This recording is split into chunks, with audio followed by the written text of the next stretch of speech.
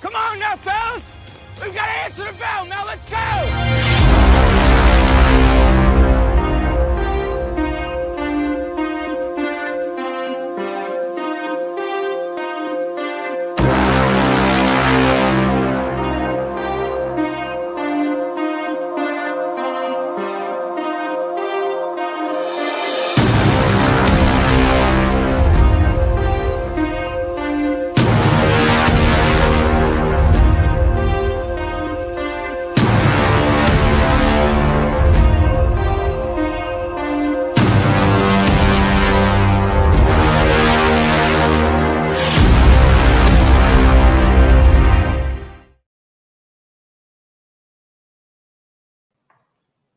Welcome back. All right, so this is a no-go. This is not going to work, and that's just not your fault, Justin. But clearly, this is. We got to have some bumper music to come in. Yeah, that's not going to work. Yeah, this dry run ain't happening. No, that's nuts. No. Well, I mean, and you know, you try was things. Working. You try things. You try new stuff. Sometimes it works. Sometimes it don't. This don't. All right, we'll be back tomorrow with title cards and bumper music. Yeah, all right. On Main Street Sports Today, presented by the Tennessee Bone and Joint. Chris Yao, Mo Patton. If I look like I'm wearing the same thing I was yesterday, I am. It's just facts. It's cold in here. It's not as cold in here as it was a couple of days ago. It is not. But it's relative. Yeah, it is relative. It's still cold in here, and this is my official Mr. Rogers cardigan. Would you be my? Could you be my? Won't you be my neighbor? Won't you be our neighbor? Yeah. Oh, man. What's going on, folks? Hope we are having a fantastic Wednesday. It's hump day. We're almost hump day. We're more than halfway through the week at this point. We're on the downhill slide. Got a lot of great sports news to get to here, and we are looking forward to it as we have Heather Williams coming back. Yay. Yeah, we missed her last week, and we'll talk a little bit about one of the craziest weekends in NASCAR. I mean, an absolutely bonkers race at Pocono that just people who were racing for first place were fighting, people who were racing for 20th place were fighting. It just absolutely nuts. So anyway, everybody was kung fu fighting. When they say surely not everybody was kung fu fighting, they were not talking about Pocono because everybody. After that race, it was nuts. So I'm looking forward to talking to Heather about it. We also have Hunter WRIGHT, who is a 3-time Legends track champion, and he's currently second place in points in the I guess Legends track racing. And he drives some super late model cars, and they'll be doing that this weekend at Nashville Fairgrounds. So we'll talk to him about what it's like getting ready for something like that. You know, we talked with Matt DiBenedetto in the trucks a couple weeks ago, and you know, this is a little different because it's not NASCAR, it's not the highest level. So, you know, what does a guy at his level do and try to do to get to the next level? So looking forward to talking to him about that. So it'll be interesting. We've also got some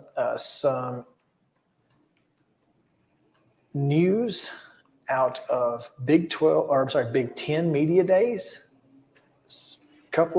One thing I didn't even know was going on. Apparently there's a betting scandal in Iowa. Didn't know.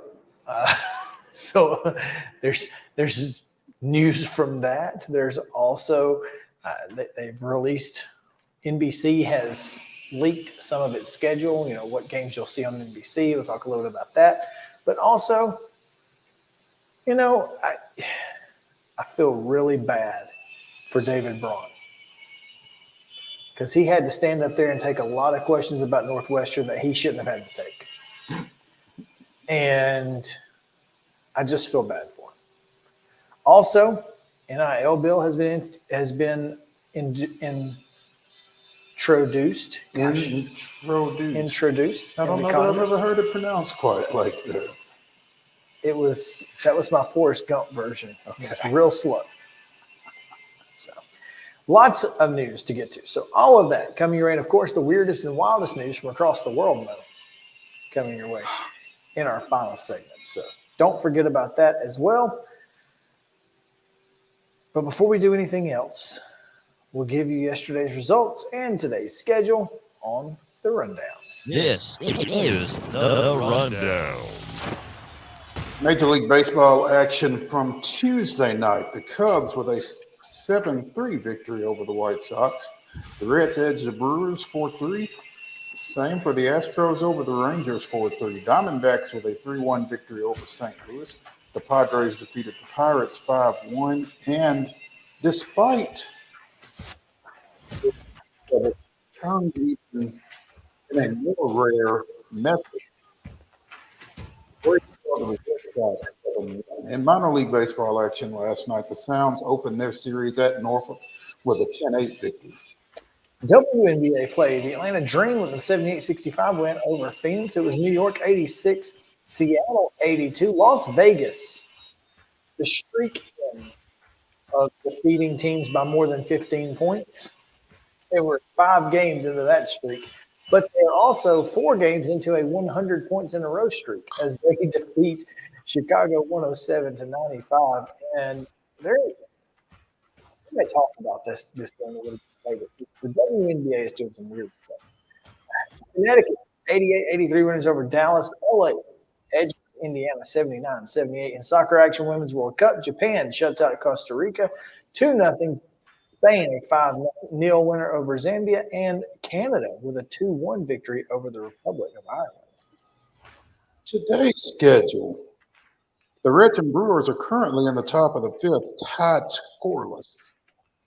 Cardinals continue their series at Chase Field against the Diamondbacks. That's a 2:40 start.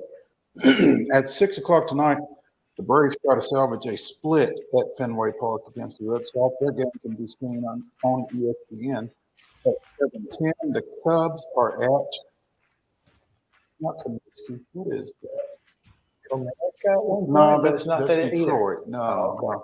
The Cubs play at the White Sox at 7:10. Also at 7:10, it's the Rangers and the Astros. And at 5, Guaranteed rate field. Guaranteed rate field. I would never. That's terrible. Never. Minor league baseball action. The Sounds continue their series at Norfolk. That game, first pitch is at 5:35. And WNBA action at 7 o'clock tonight on NBA TV. It's the Mystics and the Lynx. Soccer tonight at 8 o'clock on Fox. It's the USA and Netherlands. This is for Women's World Cup, right? Okay. At 2:30 a.m. on FS1, you've got Portugal and Vietnam. And at 5 a.m. Thursday morning, by then it'll be, Australia plays Nigeria, also on FS1. And seeing no other business, that is your rundown. It is.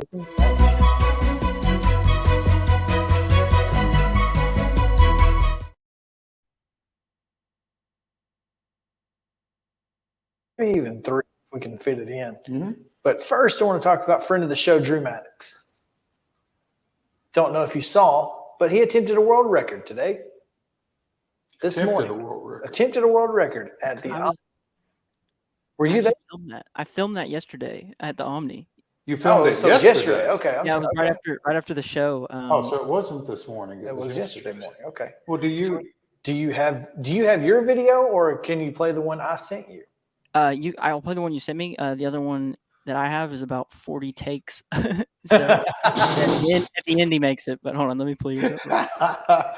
Drew would appreciate it if you didn't play that one, huh? Right. Actually, I mean, it wasn't too long of a attempt, though, I will say. Well, let's play the one you sent me, and let's check it out. Okay, one sec. There it is. Oh. That is not how it works. It's all right.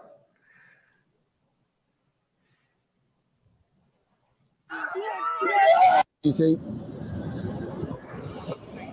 Like that one right there. Oh! Yes!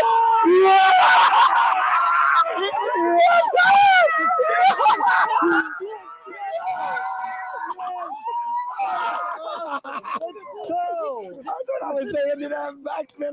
I give the chair all the credit in the world. I would like to speak right now about the roof at the Omni Hotel. Greatest hotel that there is, and obviously the best furniture maker in the world. Ashley Home Stores, go get you a chair just like this. Maybe you can set a world record as well. You see? Little product. There's a little appearance by Alan there, if you saw. Yeah, I saw it. That's funny. Well, I just wanted to give a shout out to Drew for attempting such a ridiculous shot. Now, world record? What, for distance or what? What? I guess height. Height? Is it? I mean, is it a? They were attempting a world record. I mean, do we know anything more? I mean, do we know how high it was, or? I don't, because Drew, 18 stories. Correct. That is something. Let's see. You don't want to be on the receiving end of a basketball drop from 18 stories. I don't think. No, I can't imagine that would be anywhere near fun. No. But yeah, I mean, what a great day for Drew, and what a wild and wacky start to our show. Appreciate you, Drew, for doing that and giving us some content. We'll get into our top story now, coming to you from Neely's Mill, Piggly Wiggly in Columbia. Our fine friends there with the great deli options and hand-cut meats, fresh daily. So make sure to go check them out if you are looking for some unique experiences with your meat, because they're the only grocery store in town that is daily fresh hand-cut meats. So that's good information to have. Just saying. It's good information to have. Fresh cut daily. That's right. But Mo, you have some news out of the preps ranks. It's two parts, Okay. basically. Started to hear some rumblings yesterday that longtime Pope Prep baseball coach Chris Parker had become former Pope Prep baseball coach Chris Parker, and our friend Blaine Keller with the Hendersonville Standard and the Gallatin News and everything else in Sumner County, has confirmed that in an article that is now on Main Street Preps, among other places, that Chris Parker is no longer baseball coach at Pope Prep. And since we have obtained a disciplinary letter, I guess, for lack of a better phrase, from the Tennessee Secondary Schools Athletic Association regarding Pope Prep,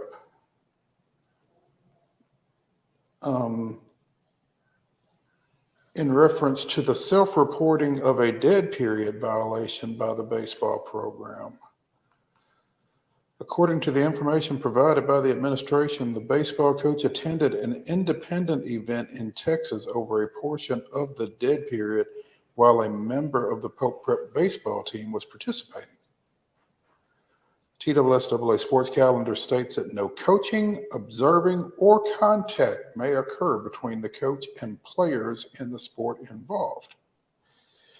After considering all the information submitted, this case will be closed in the following manner. TSSAA accepts the action taken by the administration of Pope Prep to forfeit a week of workouts in the fall for the baseball team.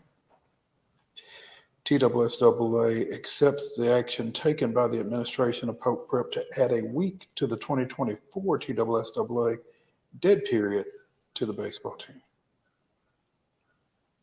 We appreciate the way that the administration has handled this matter and are confident that the additional oversight you will provide will prevent this type of situation from happening again. Now, I don't think it's a stretch to say that one of these resulted in the other.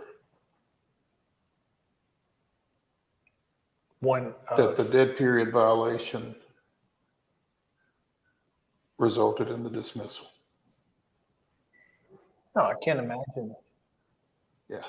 Oh, the timing is certainly suspect if it is The coincidental. the date on this letter is July 24th, which was 2 days ago.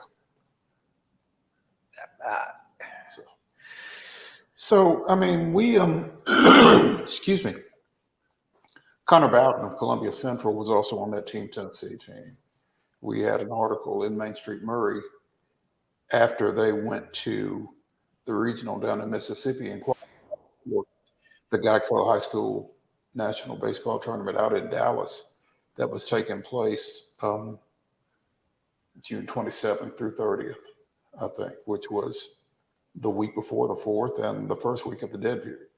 Chris Parker has long coached Team Tennessee for like 10, 12 years.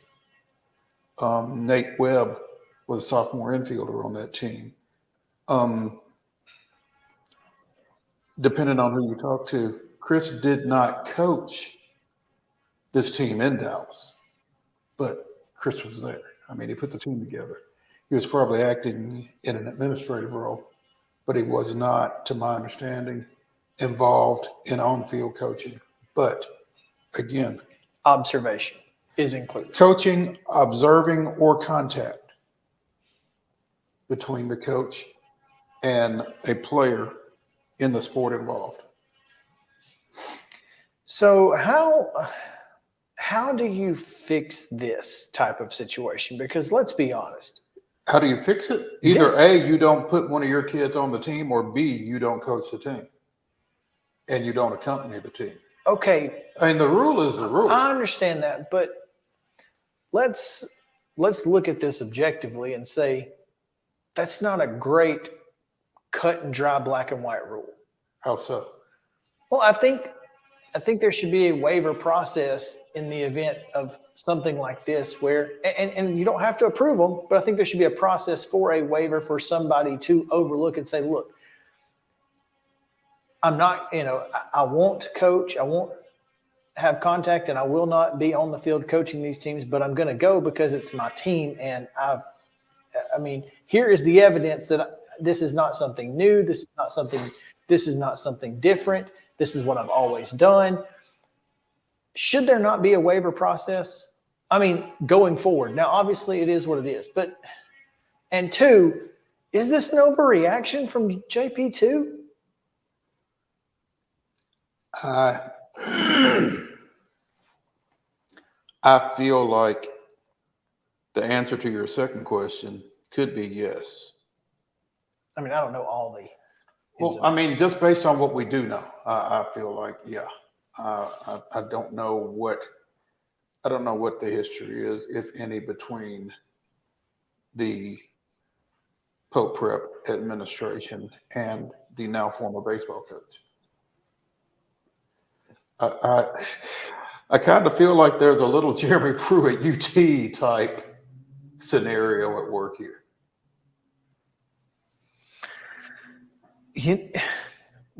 Saying it is kind of, I agree with you.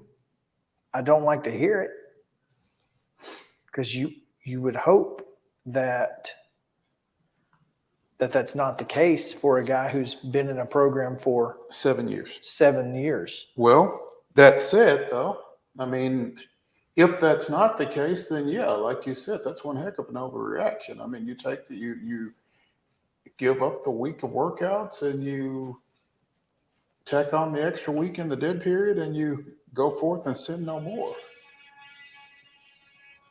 It certainly doesn't feel like a fireable offense. No, if it's the first time that this has happened, I mean, I'm having a really hard time with this one. I really am. And even to my first point, I'm having a hard time with the fact that there's not a process in which there is some sort of waiver that can be granted for extenuating circumstances such as this. And, you know, maybe that's something that someone needs to introduce. Hopefully someone will introduce something to that point. But, you know, until a rule is changed, then the rule is the rule. I mean, sure. I see what you're saying. And I mean, it's not like he had half of his team on there and was, you know, getting additional workouts for him or anything like that. It was one of like 15 kids or whatever. It was one kid. This is something he's always done for at least an extended period of time, even longer than he's been at JP2, right? Yes. Pope Prep. I mean, he's been coaching Team Tennessee for longer than he was at Pope Prep. Right. So this is not something that is unusual. And to my point, I feel like if I can bring you evidence that says this is a team that I have, you know, I put together, and why is this kid on it? Well, you know, the kids I coach in high school shouldn't be penalized for, you know, for the fact that I coach him in high school. Right. I coach you in high school. You're one of the best players in the state, but you can't participate in this tournament because I coach you in high school. And to me, that's an issue. I think there should be some sort of waiver process. And again, there will be a lot of waivers that would be submitted. Sure. And you have to deal with each of those situations on a case-by-case basis. If that were to be the case, it should be an option. And sometimes it's easier to just say no to everything. It's because easier, how far is but is somebody it going to fair push it? Or equitable, not fair? Because fair is, we know. Yeah, cotton candy and popcorn and rides. Yeah. Speaking of, did you know Zaxby's has funnel cakes now? With caramel sauce. With caramel sauce. So you can have your cake and dip it too. I'm just saying. As they say on the commercial. Oh, I haven't seen the commercial. I just saw a picture. The commercial was probably the best part of the Braves game last night. Gotcha. So Zaxby's with a funnel cake. How about that? Yeah. Funnel cakes don't travel very well. Nope. You got to eat them right there. And I don't know that the dining room at the Zaxby's in Franklin is open. Wow. Yeah. Well, that's unfortunate. Well, yeah. The one here is, but you got to be careful because there's been some recent health issues there. Yeah. I don't want to talk about it because it'll make me a little queasy. You brought it up. I don't want to give into details because it's already making me queasy as it is thinking about it. So okay, well, let's go to something else. Let's go to something else, to a break, perhaps, because Heather Williams is standing by. We're going to talk a little bit about the wild and wacky weekend in Pocono. We'll see you right back after this on Main Street Sports Today at the Lee Company Studio.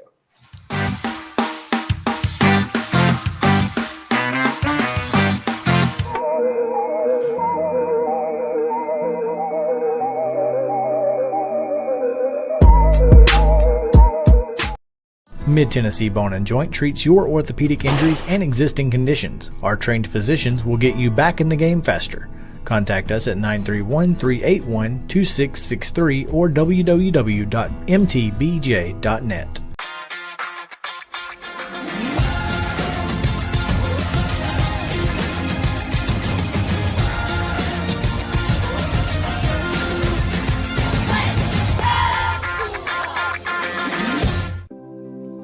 Custom Stone Handler supplies over 600 distributors and suppliers with quality stone products. Along with River Stone, we produce and distribute over 100 building, landscape, and other bulk products. Our goal is to provide quality products, service, and partnerships to ensure our customers' success. We firmly believe that the measure of any person or company is how they treat other people and customers. Give them a call at 931-490-4990 or visit CustomStonehandlers.com. With Lee Company technology, the best handymen are hands-off. Lee Company techs have been using visual findings and other smart technology tools for years to add transparency and virtually take customers along. You see what we see, whether we're in a crawl space or on a roof. With Lee Company, technology helps us help you, no matter what's happening in the world or at your house. You can't see the sights without the sounds. From the crack of the bat to the roar of the crowd and everything in between, discover what Hit City has to offer. Spend your nights cheering on the Nashville Sounds at First Horizon Park with giveaways, fireworks shows, theme weekends, and more. Single game tickets are on sale now. Visit NashvilleSounds.com to claim your seat today. Piggly Wiggly, located in Neely's Mill Shopping Center, is Columbia's locally owned and operated Cost Plus 10 grocery store dedicated to serving the community with low prices and smiling faces. Piggly Wiggly offers fresh, hand-cut meats daily, as well as daily hot plate lunches from their deli counter.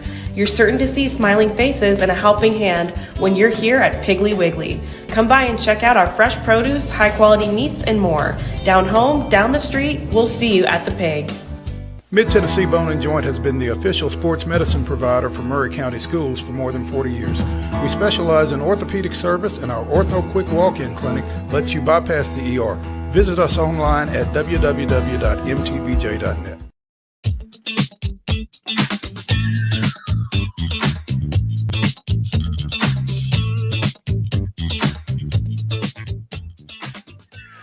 Welcome back in Main Street Sports today, presented by Mid-Tennessee Bone and Joint.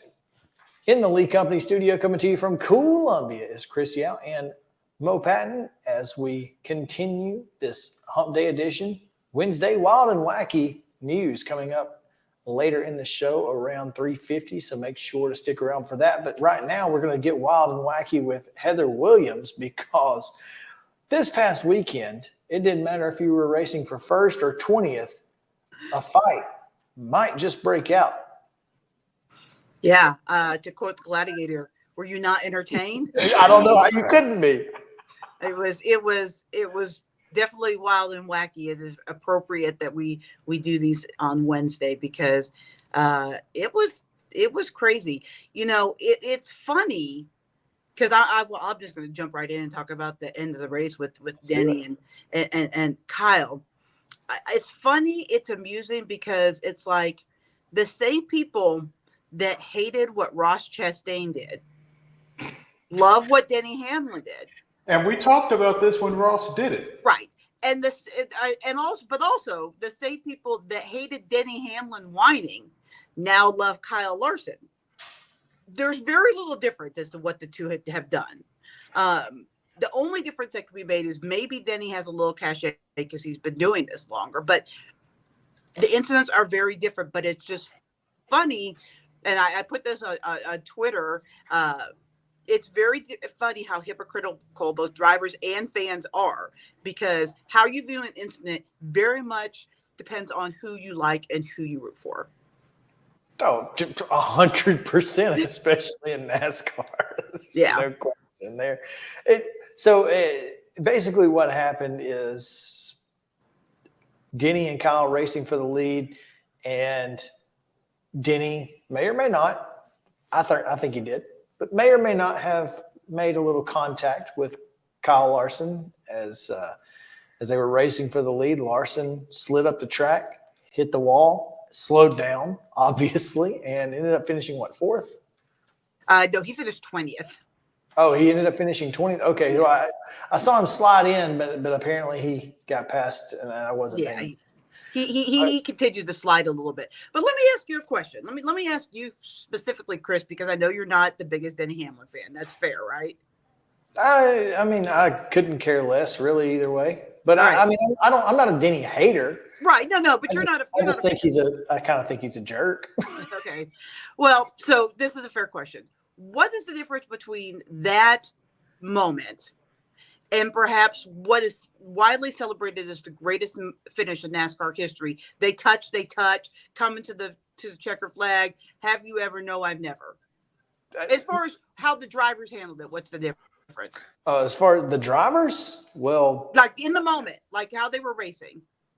Oh, absolutely nothing. Look, right, but the reaction is completely different. The reaction is completely different, and it's so frustrating when we're talking about, and it's because it's Denny Hamlin, because Denny is so polarizing in this.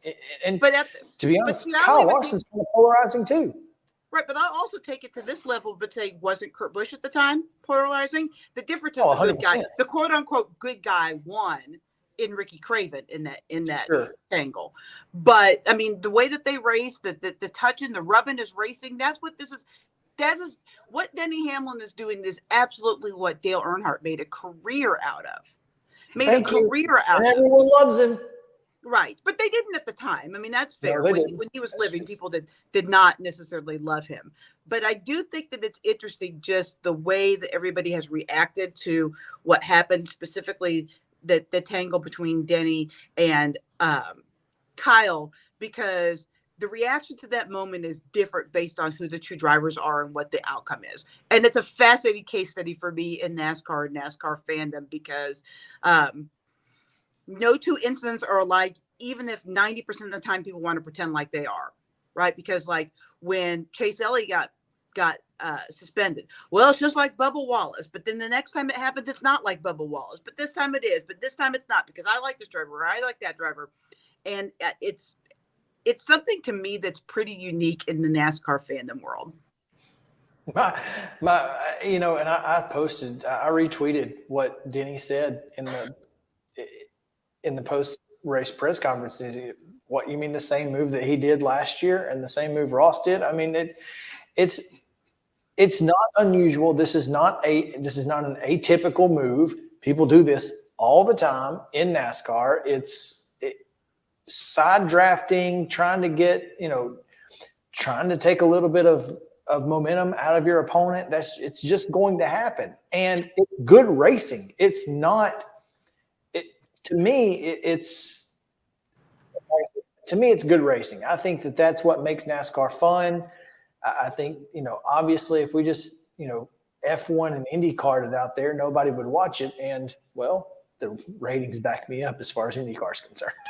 Although the IndyCar ratings, I don't know if you saw, but your boy from Nashville sweeping the weekend in Iowa, I think that got the highest IndyCar ratings outside of Indianapolis 500 in a long time. So, and yet NASCAR doubled it. Oh, sure. Well, I mean, it's always going to be the dominant sport. Sure. And a lot of that has to do with American drivers, right? I mean, I think part of the reason why Iowa did so well, especially the second day, is that an American driver was the main character. So, that's the difference between the two sports. But the other thing I wanted to touch on is how comical the whole thing between Austin and Ty Reddick was. I'm not trying to throw shade because I have no arm, but Austin's helmet throw was just he bounced it up there. It was like my first pitch at the Vintage Baseball League a couple weeks ago. It was not good.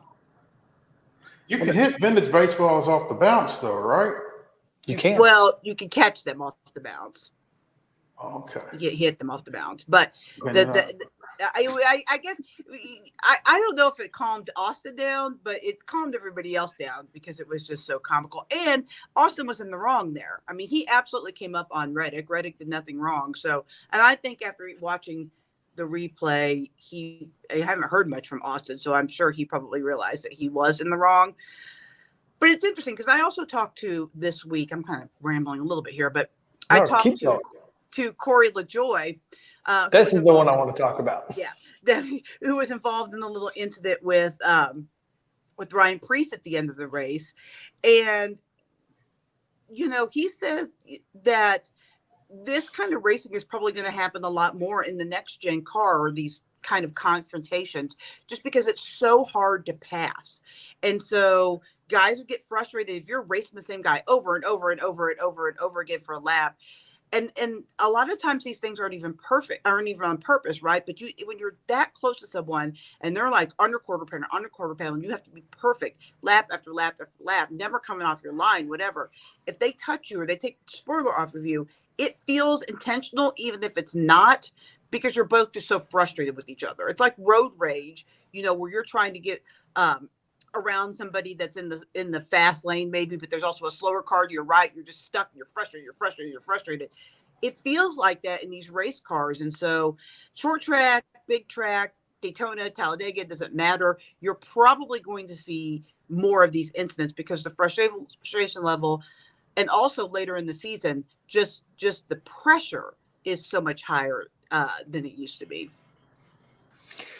Well, I listened to Corey LaJoie on a podcast talk about this weekend, and I thought he had a great point. He's, look, I thought this was going to happen. It didn't happen. He thought this was going to happen, and it did happen. And we were going for the same spot at the same time, and it just happens. And I feel like we get a lot of emotion on race day, and obviously Ryan Preece taking out his frustrations on Corey's, I guess, helmet because all he did was poke him in the face for about 3 minutes while he cussed at him. But after we get a little bit of the cool down and everything, we get the actual explanation. It kind of feels like it feels like maybe we just need to calm down and let these things play out. But obviously it is entertaining when things like Ryan Preece and Corey LaJoie happen. Well, sure. And let's be honest, for Ryan Preece, it's been a miserable season, right? He's in the absolute best opportunity of his life at the absolute worst time, right? Because a Stewart-Haas race car looks like an amazing opportunity until Stewart-Haas is running like garbage.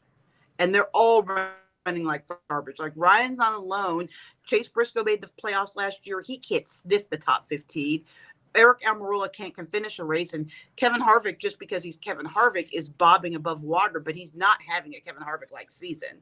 So, I mean, it's very frustrating in that camp. And I'm sure for Corey, it's frustrating because, his team just doesn't have the resources that everybody has. And they're scratching and clawing for everything they can get. So, like I said, when you're racing around the same guys over and over and over and over again, then generally guys get entangled because they have similar equipment or similar performance and they're racing around each other constantly. And it starts to get annoying and you start to get tired, and then your frustration takes over and you make a mistake or they make a mistake, and it just amps the ante. So, it's entertaining, right? It gives us a storyline, but I don't think, like, even the Denny and Kyle thing, the TV people were trying to make a big deal about it. And Kyle said, look, this is not going to ruin our friendship. I'm mad. He used a little more colorful word than what I'll use, but I'm mad. He did. I'm mad, but we're still friends off the track. And that's what it is, right? They'll work it out. They'll have a talk. And Kyle, but Denny's not going to be wrong. Well, but see, even Denny admits that, right? I don't know if you saw, but he put out T-shirts and after Kyle said that and said, give this to your friend who's always right. So, and it says, I can't remember what it said, but it was something with Kyle's tweet thing that he said. So even he knows, right? We all know our flaws. We know what we have to work on. And I don't think he's mad. I mean, a friend said that about him, and I'm sure they'll work it out. And maybe and he also said it about him though, Kyle Petty. And they've had beef since 2007. Yeah. I probably can't directly quote Dale Jr. in this moment, can I? I'm not sure. Will you get fined if I say who gives a bleep what Kyle Petty has to say? Oh gosh. Because it was great though. The petty rant was pretty funny. The pettiness. Yes. Because that's the thing. For me, it was amusing, but at the same time, it was like, as a broadcaster, you got to be able to separate your personal beef a little bit, at least for show on TV. And that was all, let's go with it. That was all pure personal beef. Oh, By the way, beautiful. how bad is it for Kyle Petty that all of his friends abandoned him this week? All of them. He has no friends. Well, I mean, who was on the pit box with him? Where was Brad Doherty and Dale Jarrett? Nobody. They were like, maybe we just sit this one out. Sit this one out. Not going to be a part of this. I kid, of course, but it was kind of amusing for me that was going on. And he was like, maybe it went on because he was alone. Maybe if the other two were there, they cut him off and reel him in a little bit. Oh man! Well, I'll tell you, this week. It cannot be more entertaining. It's seriously like we've said it a couple of times though this week, and this year you're right. Up in the ante. So I mean, it's Richmond though. Like, I mean, come on. Well, Richmond's going to be problematic just because they haven't quite figured out the short track. It's short track, so it's just going to be. It's going to be weird. Yeah, it is. Although when I talked to Corey, he rattled off a bunch of things they're doing that were way over my head technically to help improve the short track racing, including after this week at Richmond, after the race on Monday and maybe part of Tuesday, they're going to be testing some of the improvements they're making to the short track package. They were supposed to do this test at New Hampshire, but obviously when it got rained out and pushed to Monday, the test got canceled. So there's a chance that the racing could be better at Richmond. Richmond's been one of the better short tracks, which is not saying a lot. That's like, being the cutest ugly dog, I guess. But it has been better than some of the other short tracks. It's old, it's worn, it's hot, it's slick. So it probably won't be as awful as like Martinsville's been. But I don't expect Pocono or the Chicago street course type racing this week. Heather Williams of WCYB TV in Bristol joining us as she does every Wednesday, except last Wednesday, here on Main Street Sports Today, presented by Mid-Tennessee Bone and Joint. Heather, as we were getting ready for this show earlier in the week, Yao sent me a tweet from, what is this? Daily Downforce. I don't know if you're familiar with that website or not. Apparently it's a racing website, but it advances the question, should racetracks have only one race date? And it was based on the excitement at Pocono and everything that took place. Yeah, and it's actually something that I talked about with Corey as well. I didn't mean to interrupt. Go ahead. No, go ahead. The floor is yours. It was something that I talked with Corey today as well when I chatted with him, and he has a podcast called that Chris alluded to called Stacking Pennies that if you don't listen to, I consider that to be essential NASCAR listening. It's in my opinion one of, if not the best NASCAR podcasts out there. So I would highly recommend it. Corey is so smart about this sport and about this business and very tuned in, and they debated it on their podcast this week, how many racetracks should have more than one date. And the consensus was just 3. And I didn't like the answer, I'll be honest with you, because Bristol was not one of them. They say that Daytona, Talladega, and Martinsville. And the Martinsville's one that really that I did challenge him on because it kind of upset me because the premise is that those are the races that sell out consistently. 2 dates. But my argument to Corey was, but so you would rather sell out 2 dates at Martinsville at 35,000 than have 120 and 60 at Bristol? Because the spring break of Bristol, for all of the talk of the attendance, is still at half capacity, is twice Martinsville. Yes. But but the difference in Bristol and Martinsville is that it's literally the only good thing happening in Martinsville.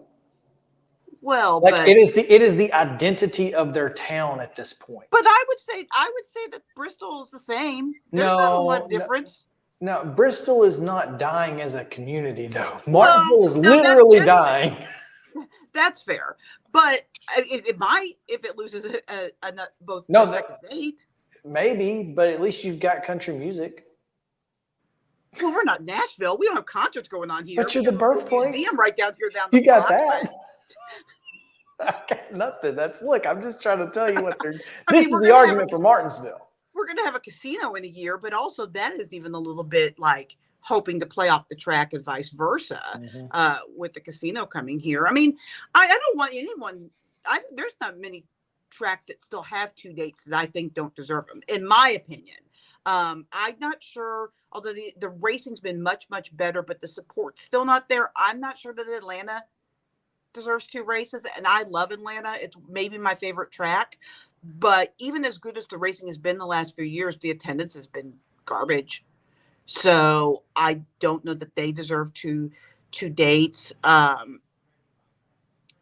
other than that, but the problem becomes the more North Wilkesboro's and Nashville Fairgrounds and things that you want to add, the harder it is to find those 2 dates, because we're pretty much maxed on race weekends. You can't race it in December. Maybe in Phoenix you could race in December. There aren't too many places you can race in December. So that's where the rub comes. But it is a fascinating debate because everybody's got their opinion. I mean, I bet if I asked most of the people that listen to your show, they think there should be 2 at the fairgrounds and 2 at the super speedway, 4 races in Nashville.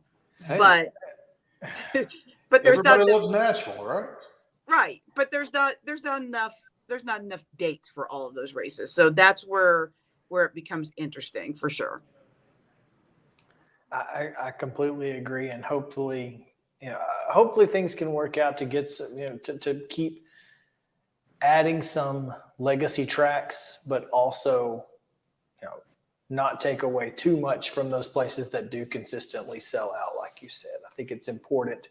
Well, but I also think that the sellout number shouldn't be the be all end all, because I can sell out Martinsville at 35,000, but is that better than 60,000 at Bristol? Well, I guess that depends. Right. I mean, and that's the question. That's the rub. I mean, 35,000 is a lot of people. It's more than most baseball games have, but it's more than 35, 60. So, I mean, it just depends on what's important to you. If aesthetics on TV, if this is all about the TV and the aesthetics on TV and looking crowded on TV are the most important things, then maybe you shouldn't come to Bristol.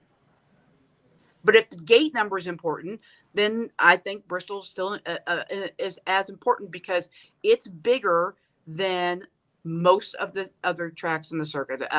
Indianapolis is bigger, Talladega, Daytona. Well, I'd also argue on top of that, everything else, Bristol draws about 1.2 million more viewers on television, in addition to the doubling of their attendance. Well, and even to the point of because one of Corey, well, not Corey's, because Corey was actually lobbying for Bristol to have 2 dates, but one of his hosts was saying if Bristol was so great, they wouldn't have to put dirt on it. Even the dirt races, viewership on television was far more than a lot of these other races. Now, yes, it was on regular TV as opposed to cable, but last season the dirt race at Bristol had a higher rating than the night race did. There you go. So. Heather, as always, we appreciate it. Looking forward to a nice weekend in Richmond, and we'll see what happens. Hopefully they'll figure something out with this short track package. Yeah, I need to see more helmet throws and angry window net visits this week. That's what we're all hoping for, because it'll be the only thing entertaining about this race. You're a fan, I can tell. Yeah. You feel about Richmond the way I feel about New Hampshire. I don't feel it's the same way I feel about New Hampshire. Let's be honest. It's a race. There you go. It's the same thing. Some races are grand slams, and some are bases loaded walks. They both score runs. Sacrifice flies. There you go. We'll talk to you later, Heather. Thank you. All right. See you guys. We're going to take a break. When we come back, Braves chatter right after this on Main Street Sports Today, presented by Mid-Tennessee Bone and Joint. Stick around.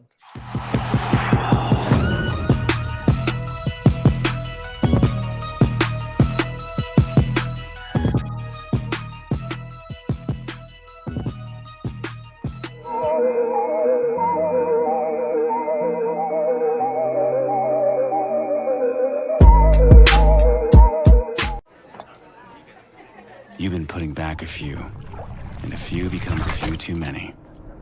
For a moment, you think about calling for a ride. Nah, you live nearby. What's the worst that can happen? You get pulled over, your insurance goes up, you lose your license, you total your car, you kill someone.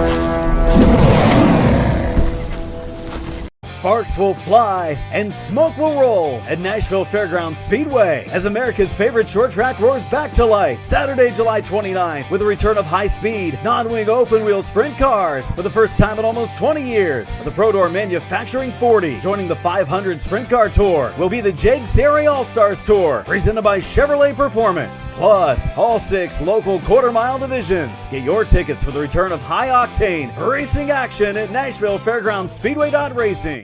Tired of hanging lights every year? We get it. That's why Southern Nights is here to help. We install programmable lighting on your home or business so you can enjoy beautiful, customizable lighting all year round. No more ladders, tangled lights, or cold nights outside. We do the work, you do the celebrating. Call Southern Nights today and take the hassle out of holiday lighting forever. For a free quote, give us a call at 931-241-3074 or visit our Facebook page at Southern Nights. Y'all, I'm serious right now. They have a dragon here. I saw it. But no, they don't. There's no such thing as dragons. I swear, I saw it. It had huge claws. Get out of here. It had eyes as big as the moon. Come on, I'll show you. Wait up.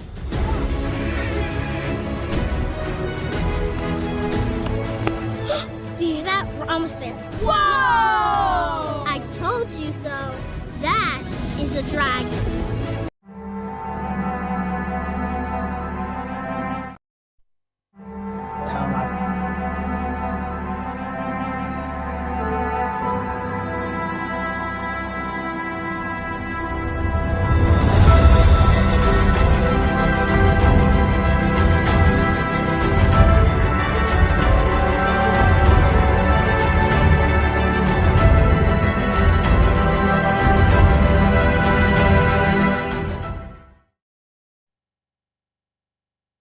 Twenty-six, 2011. After 6 hours, 39 minutes, and 19 innings, Jerry Meals was tired. I bet he was. There's no other explanation for his calling Julio Lugo safe at home plate for the winning run in the Braves' 4-3 victory over Pittsburgh at Turner Field, despite the fact that former Middle Tennessee State catcher Michael McHenry clearly tagged Lugo 3 feet ahead of the plate.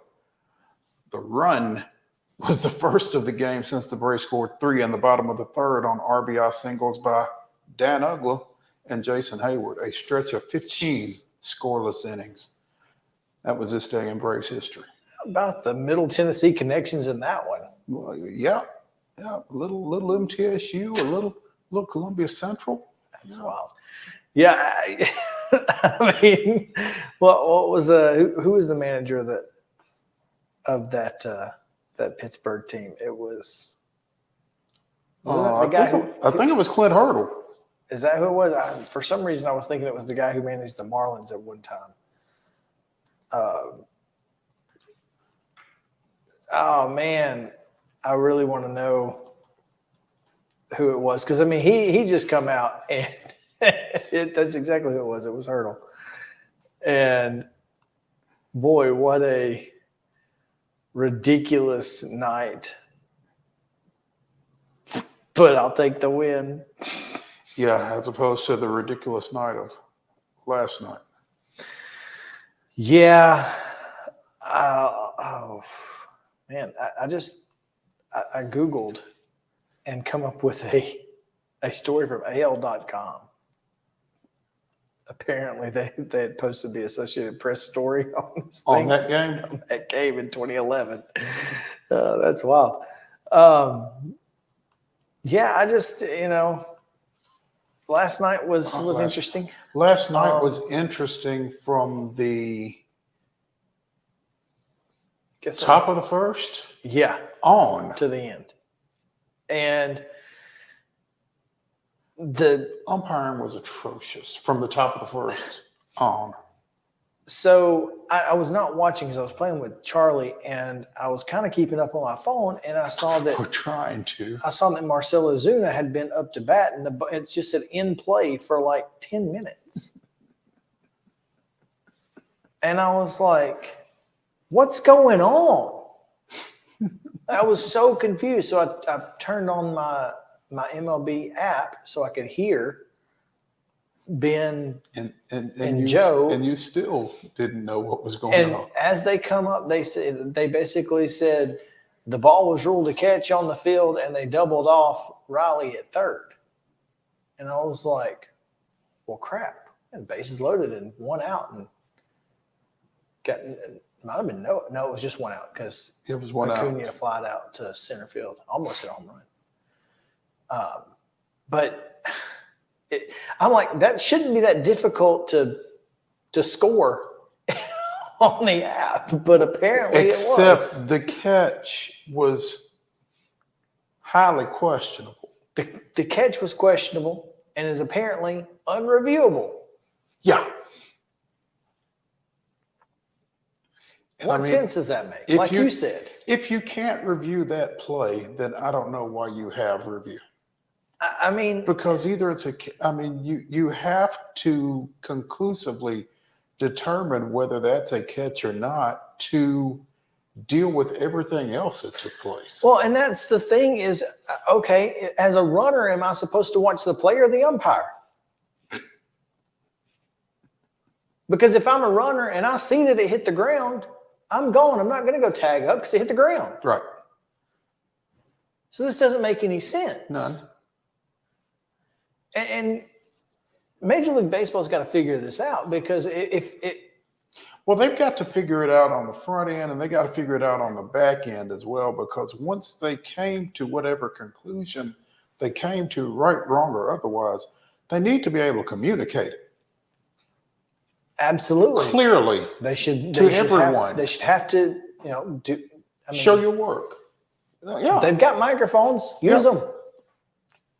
Well, I guess since it wasn't reviewable, there was no need for microphones. But I don't know.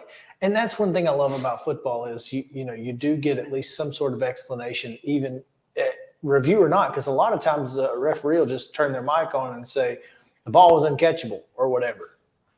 And that's fair. And that's it. Yeah. But you should, and this goes back to umpires should have to meet with media after the games too. At least the crew chief. Somebody should have to meet and answer questions. Yeah, because I don't know how they determined that ball was caught. Well, the problem, and if you watch the video, he had to duck for it to get over him. And then he turns, and as he's turning, the ball hits the ground, and all he sees when he turns completely around is the ball in the glove. So he just gives this, and then gives this when Olsen gets back to second base safely. Right. Dude throws the ball away.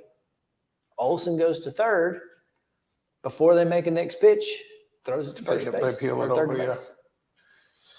It was one of the craziest things I've seen in a while, almost as crazy as the 8-3-5 triple play. An 8-3-5 triple play. Which the only other one that had been turned apparently in Major League history was in 1884. 1884. So not in. I don't think anybody saw both of them. No. I can't imagine. No. So Harris softly hit fly ball to center field. Harris gets a good jump on it. Mm-hmm. Makes it almost an easy play for him. Throws it back to first, gets the guy out, and then the guy from second, I don't know what he was doing. And they were talking during the game, that's your odds-on favorite for American League Rookie of the Year. But I don't know what he was thinking either.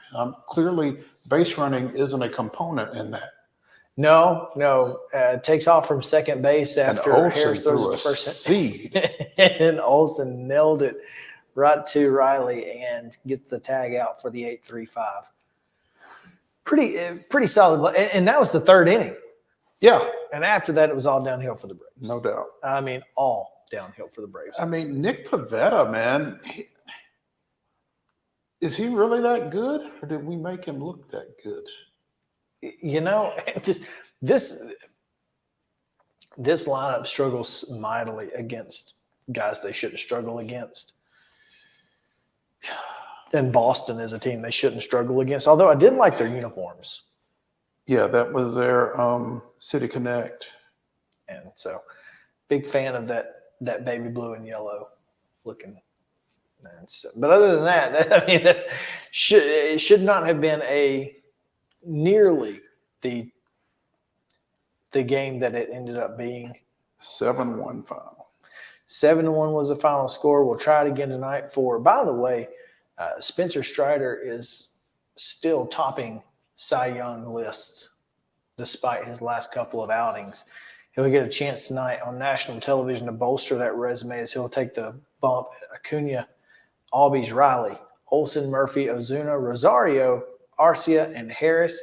And I'm like you, Mo, after last night specifically, I need to see more Kevin Pillar.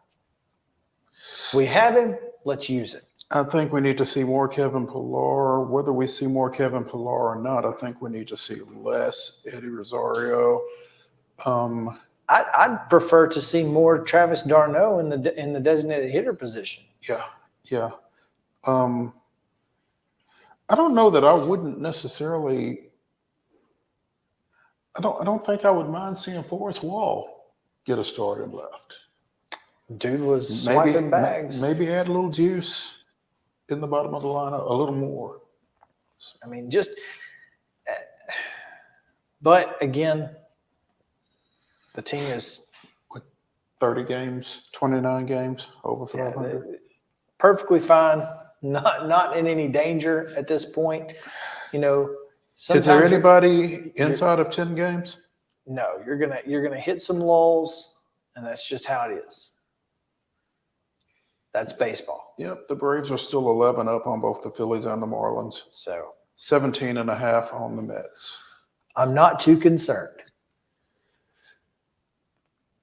As we sit here on July 26th. I'm not concerned. Should be an interesting this next week finale. Hopefully we can split the season series with our former city and get out of here with a split in Boston as well. Suddenly, though, I do think Alex Anthopoulos has a few more things to think about as the trade deadline approaches. Absolutely. Big night for AJ Minter, by the way, in rehab. Looked really good. So I want to throw that out there. Also, Blade Tidwell. Yeah. Watch out. Dude's coming. Yeah.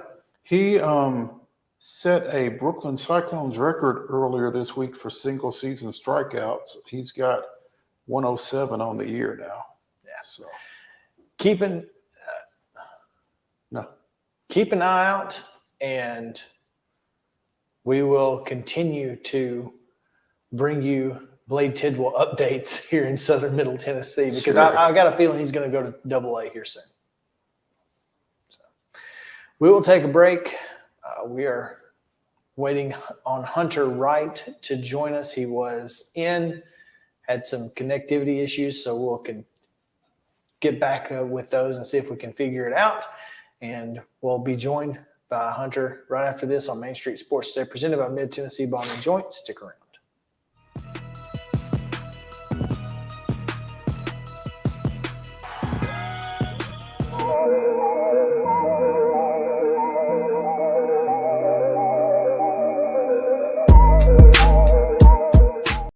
Mid-Tennessee Bone & Joint treats your orthopedic injuries and existing conditions. Our trained physicians will get you back in the game faster. Contact us at 931-381-2663 or www.mtbj.net. With Lee Company technology, the best handymen are hands-off. Lee Company techs have been using visual findings and other smart technology tools for years to add transparency and virtually take customers along.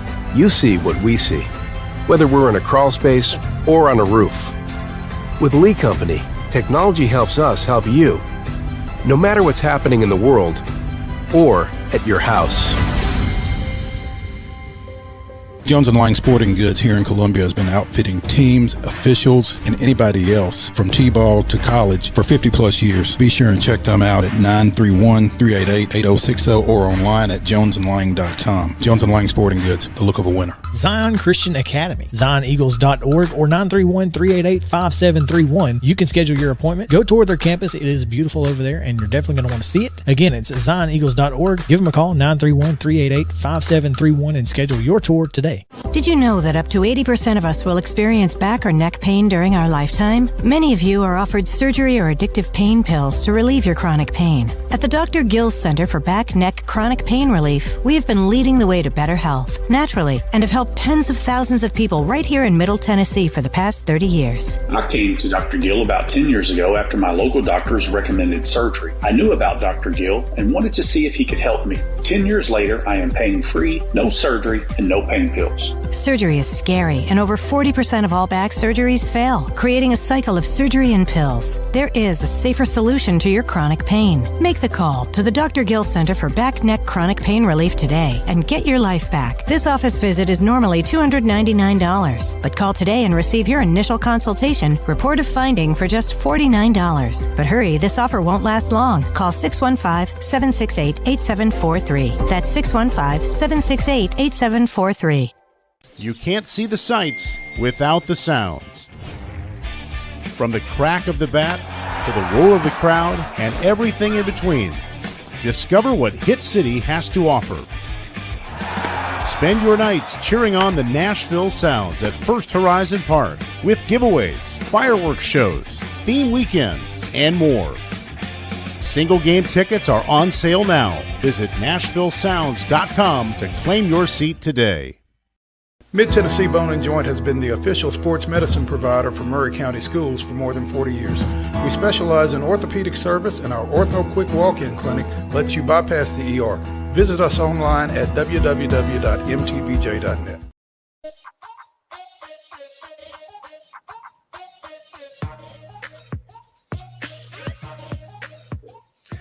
Hey, welcome back in Main Street Sports today, presented by Mid-Tennessee Bone and Joint. Chris Yao, Mo Patton, and we are coming to you live from the Lee Company studio here in Columbia.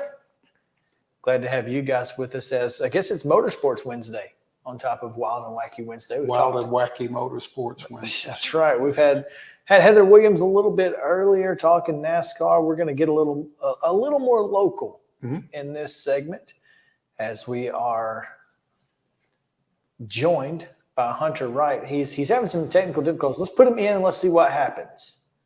Hunter, are you there? There he is. Oh, he took his. Maybe. Are you there? What's up, man? Hey, how are you guys doing? We're doing good. We're doing good, Hunter. Appreciate you battling through to come on with us here. How's your Wednesday?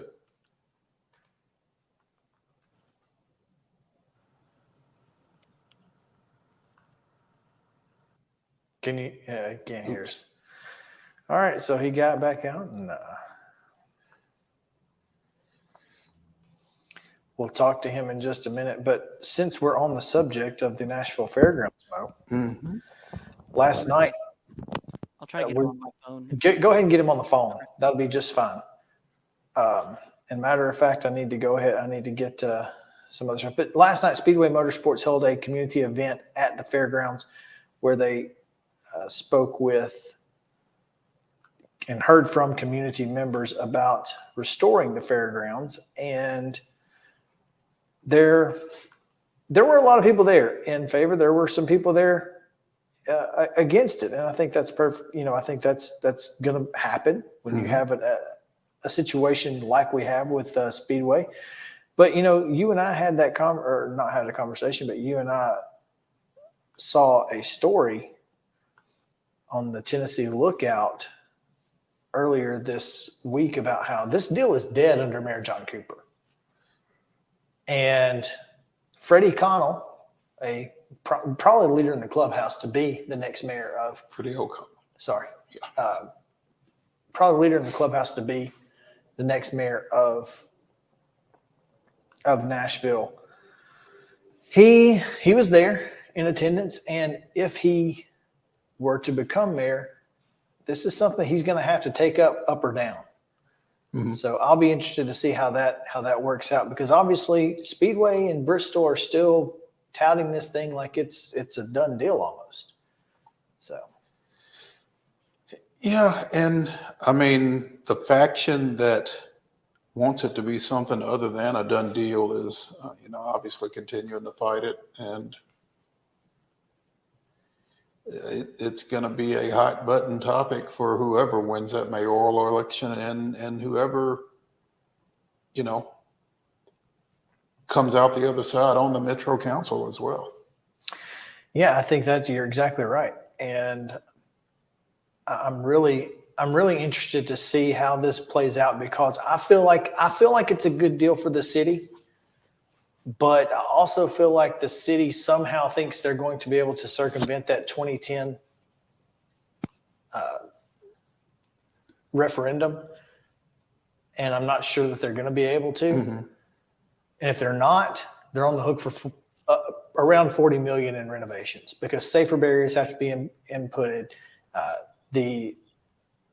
There's some ADA issues, not all over, but there are some ADA issues. Sure. The bathrooms, Joe Williams told us, you don't want to go in there. You'd rather use the porta potty that the construction workers have been using. I mean, it's terrible. So, the fairgrounds need some work, and it's going to be a lot. And either the city can pay for it out of their pocket in the general fund, or they can let Bristol pay for it. I mean, to me, it seems, now I know the city would have to put the bonds up, and if Bristol left, they'd be on the hook for the bonds. Right. But I mean, there's got to be a way around that. So I'd be really curious to see how this plays out in the end. And I know that you and I were hoping to talk with Joe Williams about it today, but Joe's a busy man. Joe is busy, and that's fine. I don't know a whole lot about where this situation stands, other than they have to have the special call meeting. They have to have the community meeting, which was held last night. They'd have to call the special call meeting before the end of the term, which is the end of August. It's just not going to happen. So the deal's dead under Mayor John Cooper. This was something he wanted to get done, but he did get the Titan Stadium deal done, which is now probably the reason this didn't get done.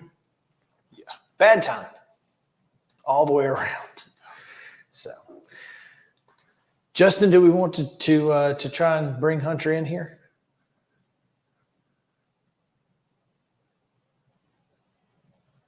I think Justin is. He's on the phone. 1 second, I'll connect him. Efforting, as we spoke last week. Okay, should be on. Hey, you there, Hunter? Yes, sir. There he is. There we go. Man, thanks for joining us. Hey, you guys. Sorry about the difficulties. Hey, it happens, man. We appreciate you coming on with us. Hunter Wright, Nashville Fairgrounds Speedway driver, joining us here on Main Street Sports today, presented by Mid-Tennessee Bone and Joint, as we continue our impromptu Motorsports Wednesday. Hunter driving in the Pro Late Model Division for the 4th season after winning 2020 Rookie of the Year honors in that division, finishing 2nd in points in Pro Late Model last year, and currently number 2 in Pro Late Model Division going into this weekend, which is a pretty big event, I guess. It is a big event. It is. Tell us about it, Hunter. Sorry about that. Oh, you're all right. We've got the JCRA All-Stars Tour coming to town, which is a big touring series along with our local event. And obviously we've got all the local divisions running as well. There's going to be a lot of action on the quarter mile. It's some super tight racing. And then on the big track where we run towards the end of the night, obviously some great action out there as well. Now, the sprint car, the non-wing sprint cars will be in town this week, and this is the first time that they've been here in nearly 20 years. This is going to be an exciting night of racing at the fairgrounds. Yes, sir. Those non-wing sprint cars, they are no joke. They are extremely fast, and they're super light and have a lot of motor. They run almost as much horsepower as we run in the Pro Late models, and we weigh close to 3,000 pounds, and they're more like 1,500, somewhere in the range between 1,500 and 2,000 pounds. So they're extremely fast and always exciting to watch them race. The open wheel racing, it's a little bit of a different style than the stock car, for sure, but man, it's always super exciting to watch those guys. They're extremely good at what they do. Well, tell us a little bit about what, the Pro Late Model Series locally here. You are second in points behind Dylan Fetcho. And, we were talking a little bit earlier about how the career process kind of works going, through these local events up to national events, and then of course into higher levels of professional racing. How do you view where racing is right now? Local racing is kind of, I'm not saying dying, but it's certainly not where it was 25 years ago. Did we lose him? Yes, sir. Okay, it kind of, there around the recession in 2008, it really, car counts and everything really fell off for several years. But here I would say probably the past 5 years, we've really seen car counts start to go up. And since the start of this year at Nashville, we've been a little bit down from where we were last year. But I would say the past 4 or 5 years at the local level, racing's really been on an upswing, and the youth movement has really come in. The younger guys, they're coming in a lot earlier than the younger guys and girls than they were, say, 20 years ago. You wouldn't have kids that were 12 and 13 running late models. Now it's nothing out of the ordinary. I'm only 22, and my friend Dylan, you mentioned, is leading the points as well. He's only 22, and we're getting beat some of the older guys out there. It's kind of crazy, especially since you can't get your license until you're 16, and half the guys that we're out there competing in late models with don't even have a driver's license yet. But and then as far as the stepping up through the local, then regional and national touring, it really is a difference in, number one, what you want to do, and having the partners and the sponsors to be able to make it happen. The traveling part is so difficult because it takes a lot of money, but between traveling and hotels and racing expenses all on top of the travel expenses is the tough part about making it happen. Gladeville native Hunter Wright joining us here on Main Street Sports today, presented by Mid-Tennessee Bone and Joint, as we get set for a big Saturday of racing over at the fairgrounds. Three-time United States Air Force Legends track champion. Explain that to a novice such as myself, Hunter. Yes, sir. So, for instance, at Nashville, there's two tracks. There's a small track, which is a quarter mile, and then there's the big track, which is the 5/8. So kind of the progression you usually take is you start out racing a car on the small track on the quarter mile, and as you move up through the ranks, eventually you move on up to the big track, which is either a super truck or a pro late model. So when I started out racing, I started in go-karts and then progressed up to what's called a Legends car. And that's what I really started stock car racing in, which they're not really technically a stock car, but they are a big stepping stone that a lot of people use into stock car racing. They're a funky looking car. They're modeled after 1950s, both coupes and sedans, and they've got Fords, Chevrolets, and Dodges. And they're a lot of fun. You go to Nashville this weekend, and there'll probably be in the range of 30 or 40 legend cars. They have so many now that they're having to split them up into two separate races. So the legend car thing is kind of a thing that it's really been a big part of the youth movement, I think. Most of the guys that are running the legend cars are under the age of 20 and fairly new to getting started out. And then you've also got guys in the legend cars that are, 60 and 70 and been doing it for 30 years. But the Legend Cars is one of the divisions on the quarter mile and kind of a place that a lot of younger drivers are using now as a stepping stone in their career.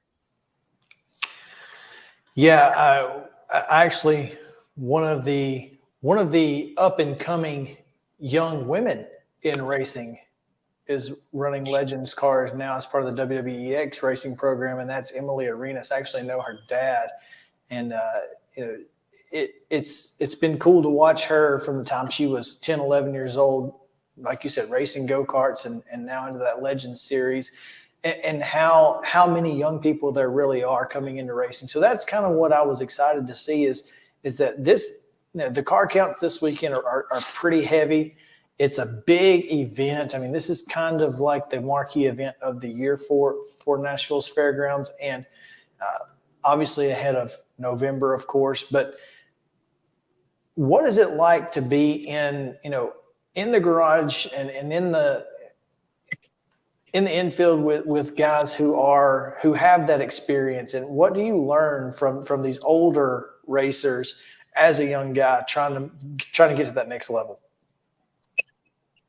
Oh, there's a lot of people that still come around even if they're not racing anymore. Guys like Mike Alexander or Sterling Marlin that you can just learn so much from. Guys like that have been all the way up through the ranks into NASCAR Cup Series, and there's a lot of, like you said, kind of local legends that have been racing around the fairgrounds for a long time, and there's a lot to learn from them too. Whether it be watching them run and running around them and learning some racecraft from them, or just following them and learning, how they move around their line late in the race to try and manipulate the car's handling a little bit. But it's definitely really cool to get to race with guys that have been running out there since the 80s and 90s, that have raced against all of the superstars and NASCAR stars that have gone on to race in the Cup Series and everything when they were coming up through the ranks and coming to Nashville to race,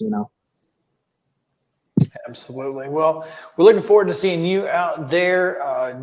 Of course, tickets are available if you are looking for something to do this weekend. There's not going to be much more fun to be had in this area than Nashville Fairgrounds Speedway. Grandstands open at 3. Racing begins at 5. So make sure to get out there and follow them at Race Fairgrounds on Twitter, and go to NashvilleFairgroundsSpeedway.racing, or tickets will be available at the gate as long as they're available. Don't wait. Get them online while you can, and go see Hunter Wright this weekend at Hunter Wright 29. Hunter, thanks for taking some time with us. Thanks for battling through the adversity and getting on with us, man. We certainly appreciate it. Yes, sir. Thank you guys for having me. I appreciate it. All right. We'll talk to you later, man. Again, Hunter Wright, Gladeville native, Rookie of the Year, Pro Late Model in 2020. Looking to catch his friend Dylan Fetcho. They're 1-2.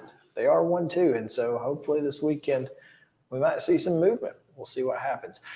We'll also talk a little bit about what's going on in Congress as the NIL bill has been proposed. A couple of them actually have been proposed.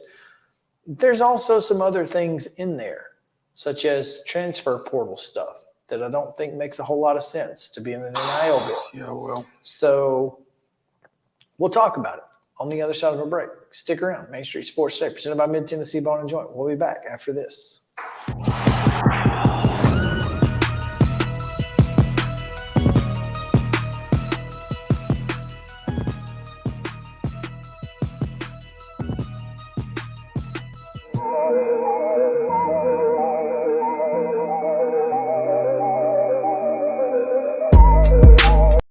Mid-Tennessee Bone & Joint treats your orthopedic injuries and existing conditions. Our trained physicians will get you back in the game faster. Contact us at 931-381-2663 or www.mtbj.net.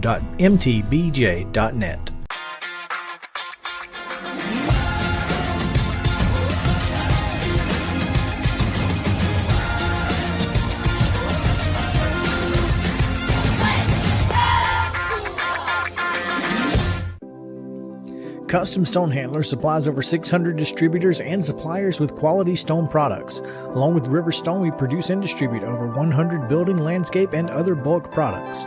Our goal is to provide quality products, service, and partnerships to ensure our customers' success. We firmly believe that the measure of any person or company is how they treat other people and customers. Give them a call at 931-490-4990 or visit CustomStonehandlers.com. With Lee Company technology, the best handymen are hands-off. Lee Company techs have been using visual findings and other smart technology tools for years to add transparency and virtually take customers along. You see what we see, whether we're in a crawl space or on a roof. With Lee Company, technology helps us help you, no matter what's happening in the world or at your house.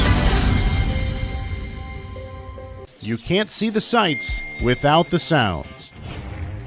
From the crack of the bat to the roar of the crowd and everything in between, discover what Hit City has to offer.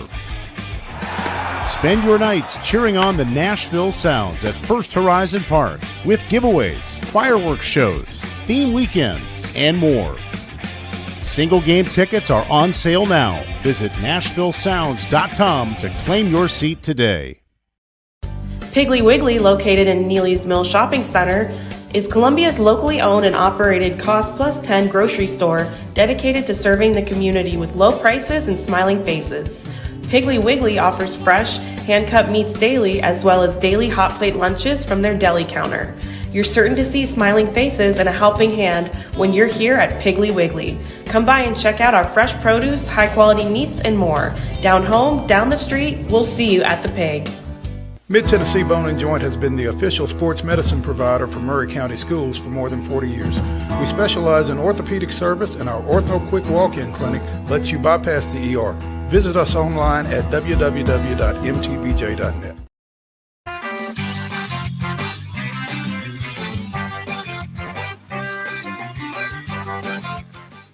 Welcome back in Main Street Sports Day, presented by Mid-Tennessee Bone & Joint. Man, I wish we could show those on Wild and Wacky. I guess we probably could, but it's iffy at best. At best.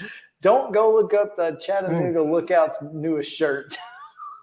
That's all I'm saying. Don't listen to you. Don't. That's just. I'm just saying. If you want to know what we're talking about, just you can do that, or you can not, and you'd be better off. Trust me. It is absolutely nuts. Oh man. Well, let's talk a little bit about name, image, likeness, because it was brought up today, obviously, at Big Ten Media Days. They're having those? They do. They have two of them, today and tomorrow. Today and tomorrow. Yeah. They have so media days. The Big Ten days, plural, as opposed to the Conference USA Media Day. Yes. Or big, who's the OVC? Oh, what is that? Big South? Yeah, but I don't know what it's called. Something, the conglomeration has a name. Big South OVC Media Day or whatever. Yeah. It's just one day. We don't have to worry about that. But yeah, Tommy Tuberville and Joe Manchin introduced the PASS Act of 2023 on Tuesday. Speaking of Joe Manchin, did you see that that Bob Huggins was at a basketball tournament over the weekend? Was it the TBT tournament? Yeah, just in the stands. Just hanging out. Yeah. Did he drive? That's a good question. I don't think he shouldn't have a license. So, but anyway, they have introduced a bill calling it a year-long effort that they hope, quote, strikes a balance between protecting the rights of student athletes and maintaining the integrity of college sports. And how is it that everything that maintains the integrity of college sports is related to the athletes? Why are athletes the only ones that impact the integrity of college sports? Well,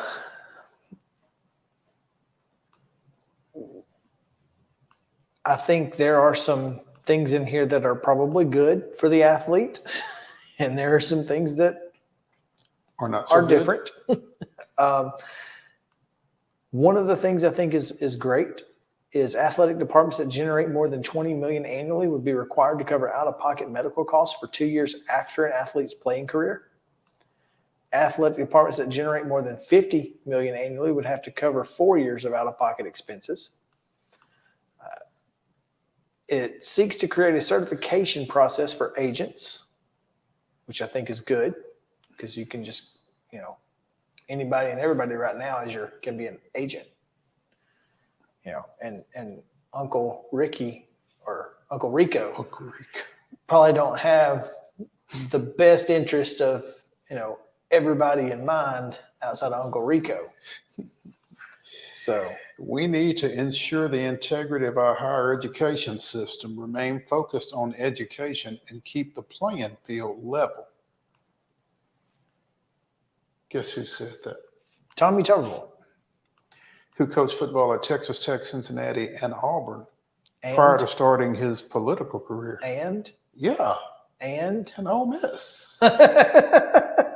Did they just... We just go... Well, he did walk out of a recruit's dinner. No, that was at Texas Tech. Still. Where he walked out to take the Cincinnati job. I'm just saying, he just, if he's doing that, we could just walk, just pretend he didn't coach at other places. I don't know. That's wild. That is wild. Anyway, continue. No, that was it. I just wanted to point out the hypocrisy of that statement. Well, I do think there are some. I think there are some issues with NIL and transfer portal. We've talked that they both need some sort of tweaking. Mm-hmm.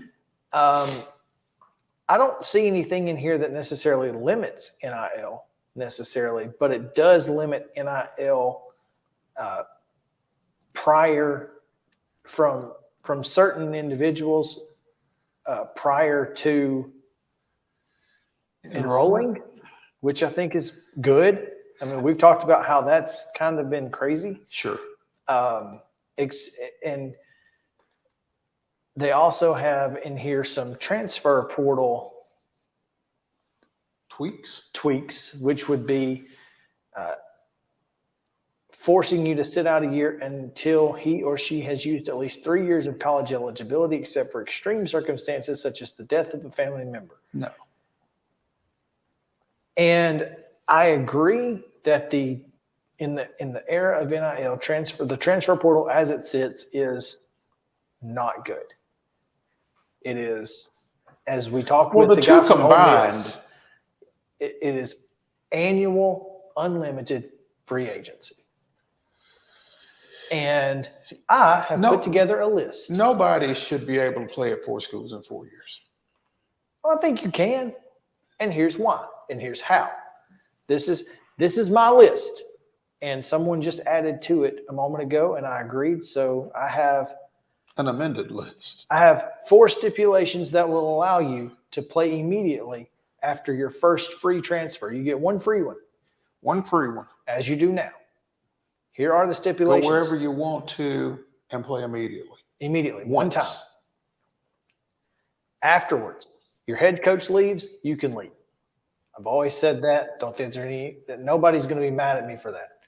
Head coach only, though. Don't care about your coordinator. Don't care about your position coach. Head coach only. There's just too much gray area there. Number 2, you move down. Power 5 to Group of 5. Group of 5 to FCS, FCS to D2, and D2 to D3. You move down, you can play. Just like what about move up? That's a good question. I think that'd have to be your 1 free one. If I'm going in either direction, to where you're, I like that. Okay. I can be talked into that. If I'm going P5 to P5, I'm shopping. So no. Okay. I can be talked into that. I'm probably in agreement. A bona fide move within 100 miles of your parents' home, but your parents cannot have moved within 12 months to make a loophole. Mm-hmm. So if your parents move somewhere, it's got to be 12 months from then. You can transfer within 100 miles and you can play for them, just like the family hardship. We've talked about that. I think that's a necessary thing. I think this just keeps the NCAA out of it. It's a hard and fast rule. Okay, now let me ask you this. Just hypothetically. 100 versus 110 versus 125. I think you got to make a rule. You got to make a rule. And I feel like what about within 2 hours? If your parents live, well, then how fast are you driving? Well, but yeah, I mean, via the speed limit, via Google Maps. Google Maps says, or whatever. Yeah. But I feel like if you live in, I don't know, South Georgia, and there's not a D1 program anywhere within 100 miles, it would be the closest D1 program to your probably Florida State, your family's home, wherever that may be. Right. Yeah. You know, in the event, I think there's some tweaking that could go on there, but I think, as a rule of general thumb, rule, yeah, 120 miles at 60 miles an hour is 2 hours. Yeah. So I could be talked into 120. It was actually what I had it at, and then I put it at 100. So anyway, and then the last one, if you're a walk-on or you lose your eligibility, your scholarship, you should be able to transfer immediately. And I don't think there's any question there. I think if they take your scholarship away, you should be able to go somewhere that will give you a scholarship. Yeah. Or if they take your scholarship, you should be able to go somewhere, period. Even if you're walking on somewhere else. Yeah, you should. If your scholarship is and by taken away, not renewed, because they're annual scholarships. So it's one every year. If your scholarship is not renewed, you're immediately eligible no matter where you transfer. Right. And I'm okay with that too. And if you're a walk-on. Yeah. And so, I mean, I feel like those are reasonable things. They are. And that's a way to, and here's the thing. I'm not saying you can't get NIL money. Someone was saying, well, how could, now you're saying they can't get paid. I said, no, I never said they couldn't get paid. If you want to recruit someone away, say Quinshon Judkins. Somebody says, I'm going to give you $2 million if you come play at Mississippi State. And he says, okay, you can pay him them $2 million, but he ain't going to get to play for a year. And he's going to have to sit out. Well, and that may be worth it to him. Well, wait a minute. But is it worth it to them? No, it's not. It's not worth it to them to give him $2 million to sit. So now they're not going to do that. But now, if he's got a freebie, though, sure, I mean, you've got that. That's going to happen, right? But I still think we have to give the free one because the kid, like you said, we're asking 17, 18, 19-year-old kids to live with a decision they made as a 17, 18, 19-year-old that they didn't know any better. And so, yeah, and I think that is the situation sometimes. I think we take such an adult view. I mean, I remember when I was 17. I mean, I went to Huntington College for 1 year, realized it was not for me. Yeah. And it didn't take me long to figure that out. And kids should be able to recognize that and act accordingly. And it's not always about, athletics. It's not always about NIL. Sometimes it's just about, this isn't a good for fit. Me. Yeah. This isn't a good fit. Or this environment is not good for me. Mm-hmm. Or whatever it may be. And my thing has always been, as a coach, if somebody doesn't want to be in your program, why do you want them? Sure. I mean, if you're concerned about the kid, but maybe they do want to be in your program, but there's $2 million on the line. And so that's why the transfer portal and the NIL situation, in the world that we live in now, there's got to be some sort of rules that govern that. And they've got to be, I mean, obviously there's a waiver process now that most people go through. The Mays kid had to go through it when he was suing Georgia. And I think there's a waiver process that can be taken on a case by case basis. But right now, the waiver process is if you send one in, you're eligible. Well, Like, I mean, they're just unless you're UT. well, there's that. But I mean, it feels like almost everybody is getting rubber stamped. Well, either everybody's getting rubber stamped or folks are not getting rubber stamped until 2 weeks into their season or right up to the start of the season. Again, Maui Ahuna and Brew McCoy. Yep. So, and it just feels like those still need to happen, but if we can limit the number of waivers being submitted by these rules, then it gives the NCAA time to actually consider the waivers and the merits the waivers are providing. Well, again, something needs to happen. Something needs to happen with the portal. Something needs to happen with NIL, because what you've got right now,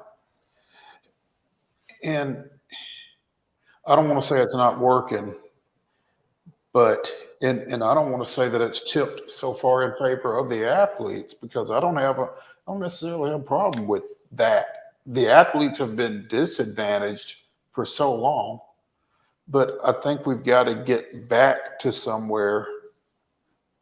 I mean, again, the Laura Mueller situation is a prime example of why all this needs addressing, to me. Well, and here's the thing. Laura Mueller goes from MTSU group of 5 to P5. She would be immediately eligible no matter what, even if it wasn't her first transfer, which it is. Mm-hmm. And I think that's fine, because now, it does. Are you going to recognize Power 5 versus G5 in all sports? Yeah, I think you'd have to name the conferences. Mm-hmm. And because again, in basketball, there is no FCS. Right. So what you're but saying, you'd have to name the conferences, come from this conference to this conference, from this conference to this conference. So what you're saying is, okay, but this is, everybody gets one freebie. Yeah. Okay. All right. Because like MTSU women's basketball 2 years ago added Savannah Wheeler from Marshall, which is in their conference. Mm-hmm. And then this past offseason, they lost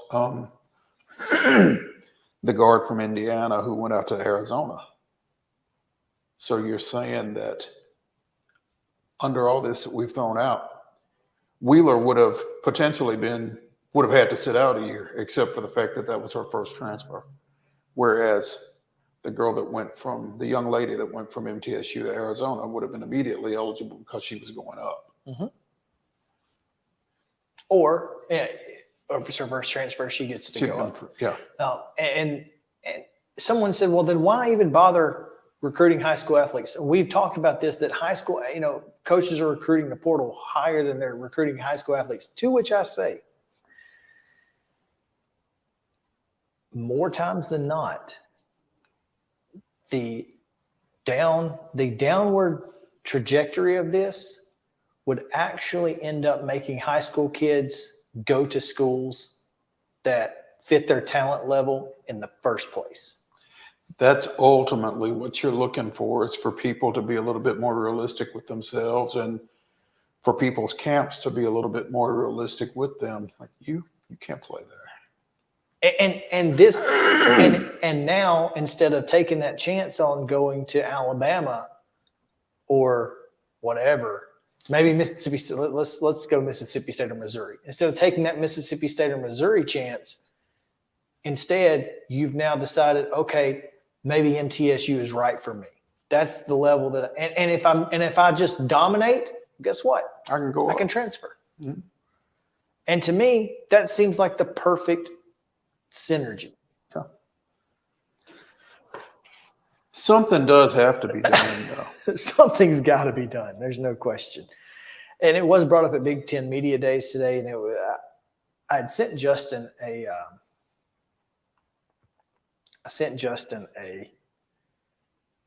video of the new commissioner talking about it, but I'm not going to ask him to pull that up right now because I'd rather get into something a little different, and that's David Braun, the interim coach at Northwestern, who said that if this were January, he would have hired a DC. Instead, he's going to call the defense, as he was hired to do, and he'll hire a defensive assistant. But he's looking for someone who is ready to leave their job and run into a fire.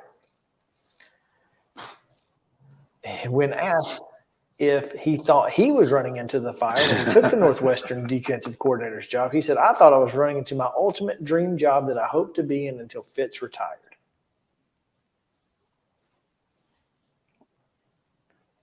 And again, these are questions that David Braun ought not have to answer. None of the Northwestern players went to media day because, well, the fact is that none of the adults have taken questions in a public forum. Why should we? So whose decision was it for the Northwestern players? The players. The players said we ain't going? That's correct. They put out a statement today and said basically that if they're not going to take questions, we're not going to take questions. So the statement said, after talking with our parents, our teammates, and Coach Braun, we made the decision to not attend Big Ten Media Day. It was very difficult since we were excited about the opportunity to participate in this great Big Ten tradition and talk about the game we love and the season ahead. But given the recent events involving the Northwestern football program, we did not want our participation to be dominated by the hazing issue and steal the focus away from football in the upcoming season. We are proud members of the NU football program and want our on-field performance and off-field conduct to always reflect the values of the university and our fans. I think they should have gone and just refused to answer any questions of that sort. Yeah. I'm not going to answer that. But you can also, I mean, there's that possibility. You get there and you just say, nope. Not answering Next that. question. Yep. Here to talk about football. I'm here to talk about football. Next question. Here to talk about football. Next question. But that'd have been all you said. Unfortunately, it may be. So, it's, I guess, not wanting to have to deal with that mentally, I ain't going to be mad at them. Oh, no. I think that's perfectly legitimate, and I'm going to let them off the hook on that one for sure. But also at Big Ten Media Days, we found out that Iowa is in the middle of a betting scandal. And have you been to Iowa? You have been to Iowa. I have. Okay. And according to not a whole lot else to do. We talked about this. We did. It was Iowa and Iowa State. Remember, there were baseball players involved, football players involved, all kinds of folks. Well, Kirk Ferentz said today he had no idea how many players were involved and had no idea what it was going to look like when it was over. And that's got to be concerning if you are an Iowa football fan, especially after last year and all the things that they went through. I mean, I think I'll be interested in how many scholarship players Iowa puts on a field next year. He also said he hopes the NCAA reconsiders the level of punishment it imposes on athletes who violate gambling rules. He compared society's approach to gambling to society's approach to the legalization of marijuana, with penalties changing and loosening.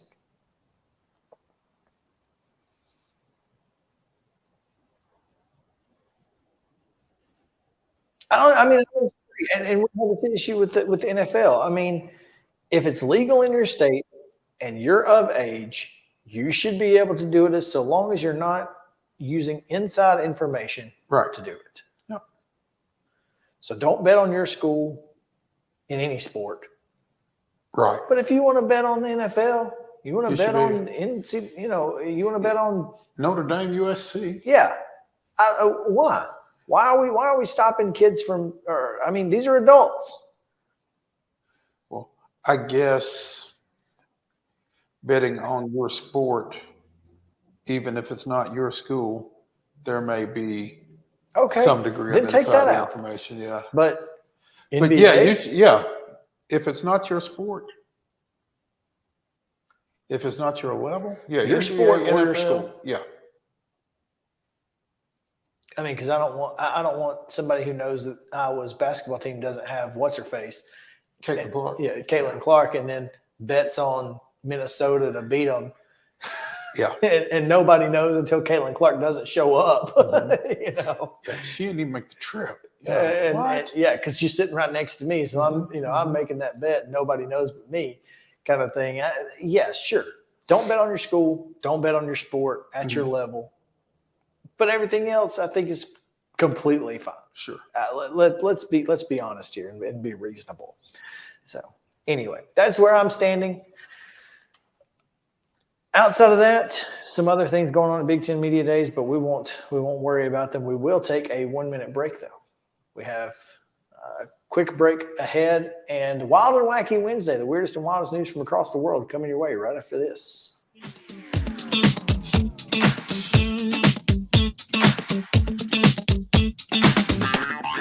This is Chris Yao with Main Street Sports Today. Every show, Mo Patton and I welcome friends from all across the sports landscape, from high school coaches and reporters to national, college, and pro sports personalities. You never know who might stop by for a chat. AP Tennessee Sports Editor, 3-time Tennessee Sports Writer of the Year 2020 TSWA Hall of Famer. She covers the Titans, the Predators, the Grizzlies, college football, and hoops. Please make welcome Teresa Walker. Former University of Tennessee, former Team USA Olympian, ex-Cy Young Award winner, R.A. Dickey. R.A., did I miss anything? Man, that was sweet. Yeah, I need to listen to that before I go to bed every night. That was nice. Has 5 sports Emmys. That's not bad for the other guy in Wham, Ryan McGee. The other guy in Wham married the best looking girl, Bananarama. So the other guy in Wham had a pretty good life. From preps to pros, we're taking on the sports topics you care about. Tune in across Main Street Media social platforms at 2 p.m. or on demand on your podcast distribution platform of choice.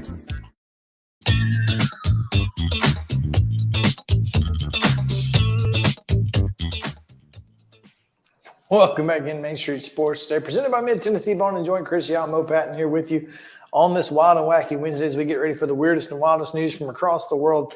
First, we go to NBC Sports. They have announced that Dolly Parton has teamed up with NBC Universal to produce a video for her version of We Are the Champions / We Will Rock You to celebrate 1 year until the Paris Olympics. I'm just curious if they'll shoot the video in Columbia, as requested by the mayor. All I'm hoping for. The mayor requested it. Let's see what happens. Come on, Dolly. Come on down. Give us some positive. I mean, love. hey, Chaz got a little pull. He got a little pull. Maybe we can get Dolly down here. Yeah. But seriously, Dolly Parton singing "We Are the Champions" and "We Will Rock You" is the oddest thing.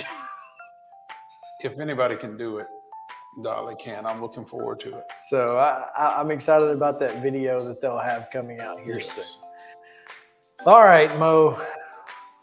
You know where we're starting. We'll go to Florida. A Florida man was arrested amid an argument about being on his property, according to deputies. Jeffrey Rutfield was arrested on a charge of simple battery, later released from Sheriff Perry Hall Inmate Detention Facility, according to Flagler County Sheriff's Office. The incident happened on Friday night at a home on Treetop Circle, and Flagler County deputies were called to the home after a woman reported an unknown woman had pointed a gun at her husband. The husband, identified as the suspect, reportedly escalated the incident after someone pointed a gun at him, allegedly. He escalated the incident. How did he do that? Pointed a gun back, I guess. I don't know. How did he do it? He sprayed a garden hose in her face. So he went to a gunfight with a garden hose.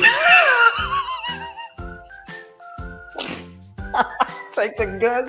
Don't take a garden hose to a gunfight. You'll go to jail. Clearly. What's this? In Florida. Well, in Florida, you would think that would just be a welcome situation. Thank you for cooling me off. Literally and figuratively, yes. Yeah. The Palm Coast man allegedly followed her as she walked back to her car, yelling at her, and she was, quote, in fear of being attacked, so she then displayed a firearm for her safety again. She think he was going to drown her or something, or what? So you pulled a gun on me. I shot you in the face with a garden hose. He goes back inside. The woman stays outside in her car waiting for deputies to arrive. And so, oh man, a busy weekend for Flagler deputies. Rick Staley said in a statement, if you spray someone in the face with a garden hose, you're only escalating the situation. It's much better to de-escalate and call us to mediate the dispute. Come on, man. Wow. Come on, man. Yep. We'll stay in Florida. A Florida man is accused in Escambia County where deputies were called to a home to... Yes. Pensacola. That's right. All right, go ahead. Deputies were called to a home to investigate a burglary in which a suspect stole AirPods, other items valued at over $100, and a lawnmower. While deputies were on the scene taking the report, a neighbor said the stolen lawnmower was being pushed down the railroad track behind the home. If y'all hurry up, you can catch him. Video shows the suspect running away from the deputy, leaving the lawnmower behind. They finally followed the suspect, who is identified as Marcus Dale, jumped over 2 fences before catching up with him and putting him in handcuffs. He has been charged with 2 counts of burglary, resisting an officer without violence, and petty theft with 2 or more prior convictions, which makes it a felony. Ooh. Now, if he just stopped and just pretended like he was cutting grass, just pretended like the one place you cannot take the lawnmower to get away from is the railroad tracks. Yeah, that's just hop in a yard and just start it. Just start it and just keep going. Just like old dude on Hitch. Start the lawnmower. Start the lawnmower. Kevin James, baby. No, stay right here. This is where you're at. Oh, man. Oh, a rare fossil has been found that indicates that white people have always existed. Because apparently this fossil suggests that men hunted down dinosaurs for dinner. And you know that old dude on the Stop It White People? You know he would have been going hard on these dudes. Dinosaurs. That is a stegosaurus. Are you? Stop it, white people, stop. The fossil shows a badger-like creature chomping down on a small beaked dinosaur. So it had opposable thumbs. Oh goodness. So okay. There you go. We're just out here doing dumb stuff with dinosaurs. Oh man. And finally, the Big Peanut is back. Have you been to the Big Peanut in Georgia? I've not. On I-75 in South Georgia. It was It was rededicated Thursday, nearly 5 years after an earlier version was felled by the winds of Hurricane Michael. This time, the giant goober is made of sheet metal, not fiberglass. This is from Jeff Amy of the Associated Press. So it's a little heavier then. A little heavier. It's a symbol of pride in the heart of South Georgia's peanut belt, as well as an enticement for tourists to pull off the highway in the small town of Ashburn. The Ashburn-Turner County Chamber of Commerce raised nearly $80,000 to replace the giant ground nut, which has saluted motorists since 1975 until it was blown down in 2018. The majority of the money came from the Georgia Department of Agriculture, although Turner County residents raised thousands. So there you go. If you're ever in Ashburn, stop by, say hi. Stop by, say hi to the big old peanut, and enjoy. Enjoy this show. tomorrow at 2:00 will be a lot of fun. We've got now former Cane Ridge basketball coach Marlon Sims is going to join us. So, and we've also got Mike Patton to Patton. talk a little Tennessee State football as we begin our college football previews with TSU and the Ohio Valley Conference. Should be a lot of fun. Looking forward to it. Looking forward to seeing you guys again, 2:00 right here on Main Street Sports Today, presented by Mid-Tennessee Bond and Joint. We'll be back to the Lee Company studio on Thursday. We'll see you then.